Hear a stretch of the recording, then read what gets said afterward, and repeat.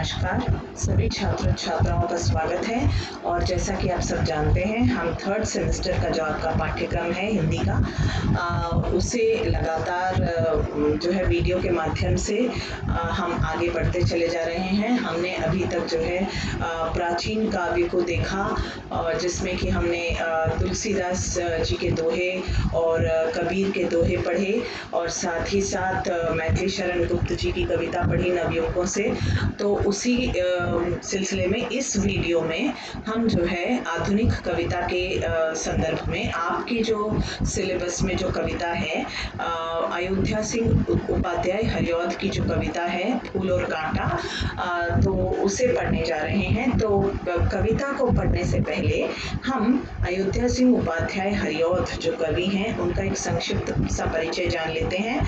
जैसा कि बच्चों आप सभी को पता है कि वो जो कवि हैं अयोध्या सिंह उपाध्याय हरिऔध वो द्विवेदी युगीन कवियों में प्रमुख माने जाते हैं। तो द्विवेदी युगीन कवियों में दो कवि प्रमुख हुए, एक थे राष्ट्र कवि मैथिली शरण गुप्त और जो दूसरे थे वो थे अयोध्या सिंह उपाध्याय हरिऔध।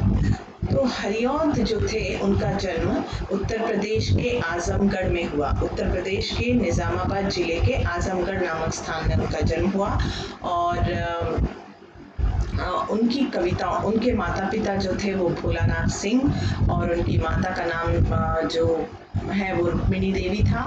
और अगर मैं कहूँ कि इन्हें प्रमुख क्यों माना जाता है, जैसे राष्ट्र कवि मैथिली शरण गुप्त थे वैसे ही अयोध्या सिंह उपाध्याय हरिऔध का नाम भी बहुत ही आदर से द्विवेदी युगीन कवियों में या कहिए कि हिंदी साहित्य में एक अलग उन्हें साहित्य वाचस्पति की उपाधि भी प्राप्त थी और वे हिंदी साहित्य सम्मेलन के अध्यक्ष भी रहे, उन्होंने जो है सभापति रहे और साथ ही साथ उनकी जो कीर्ति है उसके स्तंभ रहे। उनके दो जो महाकाव्य उनके जो द्वारा जो रचे गए उनमें एक है प्रिय प्रवास और दूसरा है वैदेही वनवास। तो ये उनके महाकाव्य रहे। और अयोध्या सिंह उपाध्याय हरिऔध जो थे उनकी एक विशिष्टता, उनके काव्य की विशिष्टता अगर मैं कहूँ कि उनके काव्य की विशिष्टता थी कि जहाँ एक और उनके काव्य में भारतीय दर्शन, भारतीय संस्कृति, भारतीय परंपराओं के प्रति प्रेम, मानवता के प्रति प्रेम दिखाई देता था और उसके दर्शन होते थे, वहीं दूसरी ओर उन्होंने एक बुद्धिवादी जो सोच उस समय जो एक नया जीवन दर्शन जो आ रहा था उसके प्रति भी उन्होंने पूरा जो है उसके प्रति भी ध्यान दिया, उसको भी उन्होंने दर्शाने की कोशिश की। और उनकी कविताओं में अगर हम कहें तो उन्होंने भारतीय संस्कृति सभ्यता के साथ साथ नवीन जीवन दर्शन और आशावादी दृष्टिकोण, इन सारी चीज़ों को वहाँ पर उन सारी चीज़ों का समन्वय उनकी रचनाओं में दिखाई देता है, उनकी कविताओं में दिखाई देता है। और अगर बात करें तो इनकी जो प्रिय प्रवास है उसमें उन्होंने कृष्ण और राधा को नायक और नायिका के रूप में वहाँ पर वो लेकर आए हैं, जिसमें कि कृष्ण जो है विश्व प्रेमी के रूप में दर्शाए गए हैं और राधिका जो है वो लोक सेविका के रूप में वहाँ पर हम सभी को दिखाई देती हैं। ठीक है, तो और इनकी एक और जो उपलब्धि मैं कहूँगी कि साहित्य वाचस्पति की उपाधि तो उनको मिली ही, और जहाँ पर उन्हें प्रिय प्रवास के लिए मंगला प्रसाद पारितोषिक से जो है सम्मानित किया गया। ये उनका छोटा सा परिचय है बच्चों, आप यहाँ पर देख सकते हैं, उनकी जीवनी के रूप में मैंने दिया है। और उसके बाद इनकी कविता, इनके काव्य की एक और जो विशेषता मैं बता रही थी वो ये थी कि इनकी कविता में जहाँ हमें सारी चीज़ें मिलती हैं, वहाँ पर राष्ट्रीय प्रेम, राष्ट्रीयता की भावना और साथ ही साथ विश्व बंधुत्व की जो भावना है वो भी बहुत ही तीव्रता के साथ हम कह सकते हैं कि उनकी रचनाओं में हमें ये सारे गुण, ये सारे लक्षण, ये सारी चीज़ें जो हैं, ये सारी विशेषताएं, उनके काव्य की विशेषताएं यहाँ पर हम कह सकते हैं कि सारी विशेषताएं उनके काव्य को हिंदी साहित्य की अमूल्य निधि बनाती हैं। ठीक है, तो आज हम इनकी जिस कविता को पढ़ने जा रहे हैं बच्चों, जैसा कि आप नाम से जानते हैं, वो कविता है फूल और कांटा। जैसा कि नाम है, बहुत ही सरल शब्दों में। हाँ, और यहाँ पर मैं एक चीज़ और बता दूं बच्चों कि अयोध्या सिंह उपाध्याय हरिऔध जो थे, उनके बारे में कह सकते हैं कि उन्होंने जो प्रिय प्रवास लिखा उसमें उन्होंने खड़ी बोली हिंदी का प्रथम महाकाव्य के रूप में भी उसे माना जाता है। उन्हें एक और हम कह सकते हैं, एक और तरह से उनकी जो रचना है वो विशेष इसलिए है क्योंकि वे एक ऐसे कवि थे जो ब्रज भाषा में भी लिखते थे और खड़ी बोली हिंदी को भी अपनाना उन्होंने शुरू कर दिया था। और प्रिय प्रवास तो उन्होंने खड़ी बोली में ही उसकी रचना उन्होंने की। तो ये जो कविता है बच्चों, फूल और कांटा, तो जैसे कि नाम से ही आपको पता लगता है कि यहाँ फूल जो है अच्छी चीज़ों का प्रतीक है, सद्गुणों का या सदाचारी व्यक्तित्व का प्रतीक है, और कांटा जो है वो दुर्गुणों का प्रतीक है या दुराचारी मनुष्य का प्रतीक है, ये हम यहाँ कह सकते हैं। तो इस कविता के द्वारा वो क्या कहना चाहते हैं, ये संदेश देना चाहते हैं कि कोई भी मनुष्य हो वो महानता के शिखर पर तभी पहुंच सकता है जब वो अपने कर्मों से बड़ा बने। उसे महानता के शिखर पर उसके कर्म पहुंचाते हैं, ना कि उसका कुल। तो जैसा कि हमने संत कवियों के पास पढ़ा है कि जात पात पूछे नहीं कोई, हरि को भजे, या फिर हम कहें कि कोई भी बड़ा जो है इंसान वो कैसे होता है कि इंसान ईश्वर की दृष्टि में सब समान ही हैं। उनका जन्म और उनका कुल महत्वपूर्ण नहीं है, बल्कि उनका जो गुण है जो उन्हें महानता के शिखर पर ले जाता है वो बहुत इम्पोर्टेंट है, वो बहुत ज़्यादा महत्वपूर्ण है। इस बात को यहाँ पर कवि ने फूल और कांटों का चयन करते हुए इन दोनों चीज़ों के द्वारा ये समझाने की कोशिश की है कि हमें फूल बनने की कोशिश करनी चाहिए, कांटे यानी अपने अंदर जो एक हमारे अंदर जो दुर्गुण है, जो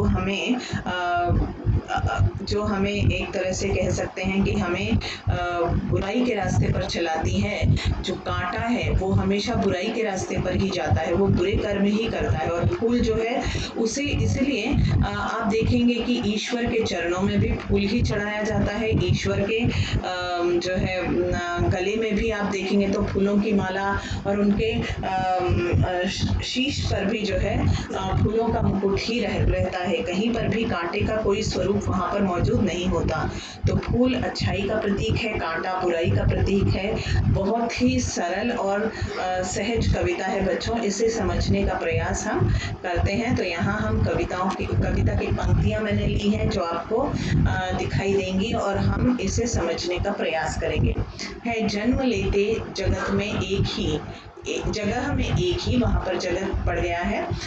एक ही पौधा उन्हें पालता, रात में उन पर चमकता चांद भी एक ही सी चांदनी है डालता। देखिए बच्चों, प्राकृतिक उपादान, चाहे चांद हो या चांदनी हो, जैसे कहा गया कि एक पौधा है जिसमें एक फूल है। मान लीजिए कि गुलाब का पौधा है, या कोई भी किसी भी फूल का कोई पौधा ले लीजिए, कोई पेड़ ले लीजिए, जिसमें कि फूल भी होता है और कांटे भी होते हैं। तो एक ही पौधे के से ये दोनों चीज़ें जन्म लेती हैं। मतलब दोनों का जन्म जो है एक ही पौधे से होता है। एक ही पौधा और एक ही जगह पर दोनों जन्म लेते हैं, और वही पौधा फूल को भी पालता है, और वही पौधा जो है वो कांटों की देखरेख भी करता है। ठीक है, क्योंकि कांटे भी उसी पेड़ का हिस्सा होते हैं, पौधे का हिस्सा होते हैं, और फूल भी उसी पौधे का हिस्सा होते हैं। और रात में उन पर चमकता चांद भी उसी तरह से चमकता है दोनों पर, चाहे वो फूलों पर हो या फिर फूलों पर भी वैसे ही चांद की रोशनी चांदनी पड़ती है और जो है कांटों पर भी पड़ती है। मेह उन पर है बरसता एक सा। मेह, आपको पता है कि जो बारिश होती है वो भी दोनों पर समान रूप से होती है, ठीक है। एक सी उन पर हवाएं हैं बही, हवाओं में भी कोई दुभांत नहीं होता, हवाएं भी कोई भेदभाव नहीं करती कि भाई कांटों पे न जाए, केवल फूलों को जो है हवा मिलती रहे और कांटे जो है छूट जाएं। ऐसा प्राकृतिक जो जितने भी प्राकृतिक चीजें हैं, चाहे वो बरसात है चाहे हवा है, वो समान रूप से दोनों के साथ न्याय करती हैं। पर सदा ही यह दिखाता है समय, ढंग उनके एक से होते नहीं। तो देखिए बच्चों, कितनी सरल और कितनी सहज बात यहाँ पर कही गई है कि कितना ही अगर देखा जाए तो दोनों में इतना सब कुछ समान होने पर भी दोनों के गुण एक से नहीं होते, दोनों के गुण बिल्कुल एक से नहीं होते। तो यहाँ पर कवि ने हमको क्या समझाने की कोशिश की है? कवि ने हमें ये समझाने की कोशिश की है कि हम सभी को, हम लोगों को ये देखना चाहिए, हम लोगों को ये जानना चाहिए कि जब बारिश एक सी होती है फूलों पर, पौधा जो कि उन दोनों का ही समझिए दोनों का जन्म स्रोत जो है वो एक ही पौधा है। तो जब बारिश में कोई धुपहात नहीं है, कोई भेदभाव नहीं है और चांदनी जो है दोनों पर समान रूप से बरसती है, लेकिन फिर भी ये देखा जाता है और हवाओं का भी जो है दोनों के बीच में कोई भेदभाव, मतलब जैसी हवाएं वो फूलों को हिलाती डुलाती हैं, उसी तरह से कांटे भी हिलते डुलते हैं। लेकिन इसका ये अर्थ नहीं, मतलब दोनों को समान वातावरण देने पर भी कहीं ना कहीं जो है ये देखा जाता है कि दोनों के गुण एक से कभी नहीं होते। मतलब कांटा जो है वो सारी अच्छाइयों के बीच पलते हुए भी वो क्या बन जाता है? कांटा बन जाता है। मतलब वो दूसरों की आंखों में खटकने लगता है, दूसरों के लिए परेशानियां बोने लगता है, दूसरों को परेशान करने में ही उसे प्रसन्नता अनुभव होती है, ठीक है।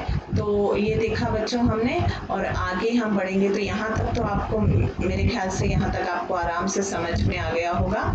और बाकी के जो 3 जो यहाँ पर स्टैंजास हैं जहाँ पर हम कविता को आगे देख रहे हैं, ठीक है। छेद कर काटा किसी की उंगलियां, फाड़ देता है किसी का वर वसन। देखिए, अब मैंने जो कहा कि एक ही पेड़ से दोनों ही जन्म लेते हैं, फूल और कांटा, लेकिन दोनों के गुणों में जमीन आसमान का अंतर होता है। तो कांटा जो होता है दूसरों को परेशानी देने में, दूसरों को दुख दर्द देने में, दूसरों के जीवन में कठिनाइयां लाने का काम करता है और उन्हीं चीजों से उसको जो है प्रसन्नता मिलती है। देखिए, छेद कर काटा किसी की उंगलियां, किसी की उंगलियों में चोट, जैसे ही कोई फूल तोड़ने आता है तो कांटा उसकी उंगलियों में चुभ जाता है और उसे जो है पीड़ा होती है, क्योंकि कांटा जब चुभ जाता है तो उंगली में पीड़ा होती है। फाड़ देता है किसी का वरवसन, कोई पास में आया और उसके कपड़ों में कांटा चुभ जाता है और उसके कपड़ों को भी वो फाड़ देता है। तो जहाँ पर उंगली में चोट पहुंचा देता है तो कभी कपड़े फाड़ देता है। और प्यारी तितलियों का पर कतर, भौरे का है भेद देता श्याम तन। देखिए, अब भौरे आते हैं तो उनके जो श्यामल शरीर हैं उनको भी चोट पहुंचा देता है। तितलियां जो मकरंद की तलाश में फूलों पर मंडराने आती हैं तो उनके परों पर उनके जो पंख हैं उनको भी कतरने का काम कांटा कर देता है, ठीक है। तो हम देखते हैं कि कांटा भले ही एक ही पौधे से कांटे और फूल दोनों ही जन्म लेते हैं, लेकिन कांटा हमेशा बुराई की राह चुनता है और फूल हमेशा जो है अच्छाई की राह पर चलना पसंद करता है।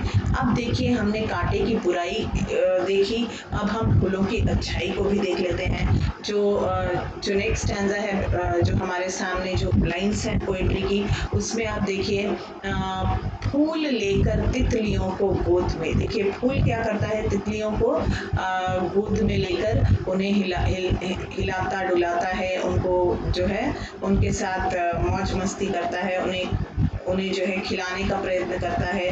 भंवरे को अपना अनूठा रस पिला, और जो भंवर है उसको मकरंद पिलाकर, अपना रस पिलाकर जो है उसकी प्यास बुझाता है, उनकी भूख मिटाता है। निज सुगंधों और निराले रंग से है सधा देता कली कली का दिल खिला। तो यहाँ पर आप देखिए कि जो फूलों की महक होती है और उसके जो सुंदर सुंदर रंग होते हैं, उससे क्या होता है, जो भी उन कलियों या फूलों के दर्शन करता है उनका मन खिल उठता है। उनका मन जो है फूलों को देखकर, उनके सुंदर निराले रंगों को देखकर, उनकी महक को देखकर सारा जो वातावरण है वो ही खुशहाल हो जाता है। ठीक है। और अब देखिए, जहाँ हमने कांटे की बुराई देखी और फूलों की अच्छाई देखी, और साथ ही साथ हम अब आगे देखेंगे कि खटकता है एक सबकी आंख में, दूसरा है सोहता सुरसीस पर। देखिए, खटकता है एक सबकी आंख में। अब इन दोनों में से कौन खटकेगा बच्चों? क्योंकि जो हमेशा दूसरों का बुरा चाहता है उसका भी एक दिन बुरा ही होता है, और कोई उसे पसंद नहीं करता, क्योंकि वो हर किसी की प्रगति से जलता है, हर किसी की खुशहाली से जलता है। वो किसी का कुछ अच्छा हो, किसी का कुछ भला हो, ये नहीं चाहता, तो दूसरे भी उससे दूर रहना ही पसंद करते हैं। तो ये कांटा है जो सबके आंखों में खटकता है, कोई उसके पास तक जाना पसंद नहीं करता। दूसरा है सोहता सुरसीस पर, और दूसरा है फूल जो कि हमेशा, आप देखें कि मनुष्य के जीवन में फूलों का एक अपना महत्व रहा है। हम शुरू से आखिर तक मनुष्य की, अगर आपने देखा होगा कि छोटे से छोटा कोई कार्यक्रम है, चाहे वो पूजा का कार्यक्रम हो घर में, या फिर शादी ब्याह हो, या फिर यहाँ तक कि जब मनुष्य की कई लोग जो है जन्मदिन पर भी फूलों का हार पहनकर उसे मनाते हैं, और जब विवाह आदि अवसर पर तो हमने देखा है फूलों का विशेष महत्व होता ही है। ठीक है। और बाकी दिनों में भी हम देखते हैं कि जो सुहागिन स्त्री होती हैं वो भी, उनके लिए भी फूलों का बहुत महत्व होता है। पूजा में फूलों का महत्व होता है, यहाँ तक कि जब मतलब किसी का देहांत हो जाता है तो वहाँ पर भी हम फूलों का ही हम देखते हैं कि फूलों का साथ जो है वो जीवन से लेकर मृत्यु पर्यंत तक फूलों का साथ इंसान के जीवन में रहता है। और साथ ही साथ हमने जब देखा कि दूसरा है सोहता सुरशीश पर, मतलब यहाँ पर ईश्वर की भक्ति में, ईश्वर के शीश पर भी, ईश्वर के लिए जो मुकुट बनाया जाता है, उनको जो चढ़ाया जाता है, उनके शीश पर भी विराजमान जो है फूल ही होते हैं, और फूलों को ही उन पर चढ़ाया जाता है, उनको समर्पित किया जाता है। किस तरह कुल की बड़ाई काम दे, जो किसी में हो बड़प्पन की कसर। देखिए, बहुत अच्छी लाइन्स, ये जो 4 लाइनें हैं, ये जो लास्ट वाली जो 4 लाइनें हैं, ये जो आखिरी 4 लाइनें हैं, उनको अगर आपने समझ लिया तो ये कविता जो है उसका पूरा सार आपको समझ में आ जाएगा। देखिए कितनी अच्छी बात उन्होंने कहा कि किस तरह कुल की बड़ाई काम दे। हो सकता है कि आप बड़े कुल में जन्मे हो सकता है कि आप जो है आपके माता पिता जो हों वो बहुत बड़ी पोजीशन पे हों, या किसी बड़े पद पे हों, या बड़े नामी लोग हों, लेकिन यदि आप कोई ऐसे कर्म नहीं करते तो बड़प्पन, अगर आप में ऐसे गुण नहीं है तो कहीं ना कहीं वो बड़प्पन आपको प्राप्त नहीं हो सकता, क्योंकि मनुष्य जो होता है वो अपने कर्मों के द्वारा ही महान बनता है।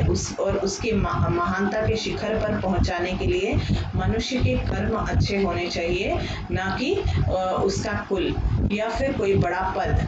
तो ये था बच्चों फूल और कांटा जो कविता है, और अयोध्या सिंह उपाध्याय हरिऔध का परिचय देखते हुए हमने कविता को समझने की कोशिश की।